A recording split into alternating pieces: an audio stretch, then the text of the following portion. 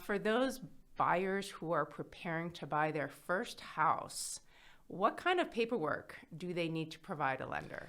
So the paperwork today, of course, it's quite a bit. It's a little daunting for people, even if it's their fifth house. But the general generic level to begin with is 2 recent pay stubs dated within the last 30 days, your last 2 years of W-2s, your last 2 years of tax returns, your 2 most recent bank statements, and a copy of your driver's license and social security card. That's always the beginning point of where we begin. And if you want to do a thorough pre-approval and get pre-approved correctly, you want to turn all of that information in, because when you don't provide all of the paperwork, sometimes surprises happen. And that's where life kicks in. You know, some people pay child support. Child support is shown typically on pay stubs. If the customer doesn't turn over their pay stubs, then the loan officer or lender might never have seen it. They may not have asked the question about it. It may not have been disclosed.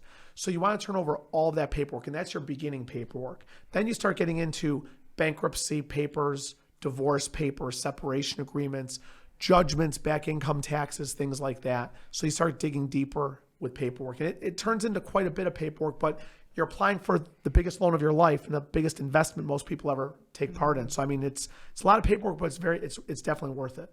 And so when you were talking about the latest 2 bank statements, is it just for my checking account or for every single account that I have? See, I always forget that one. So thanks for reminding of that one. I always say I want your last 2 months of bank statements from all bank accounts. It's always best to give too much information than not enough in my industry, because we run a lot of, like, my industry runs a lot of programs.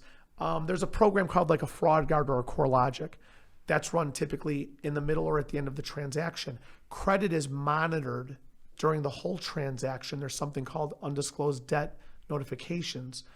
So we're monitoring your credit such that if somebody else pulls it, a late payment hits it, or your credit card balances go up, it dings us. So we become aware of this stuff.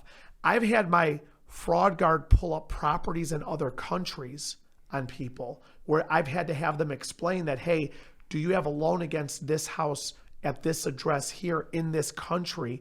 Which I just always remember that one that it got me on. I don't see that a lot because most people don't own real estate in other countries, but some people do. So when do you want me to find something out, sooner or later? The problem with later is it's 2 days before closing. You're getting ready to move. The agents are getting everything organized to finish out. And all of a sudden something comes up. And the big question we get asked is, why are we finding out about this now? If we don't get told it and we have to find it through the programs we run, that's when bad things happen. So you want to give it too much information is always better. So it's last 2 months of bank statements on all bank accounts. And you want to open up with all of that.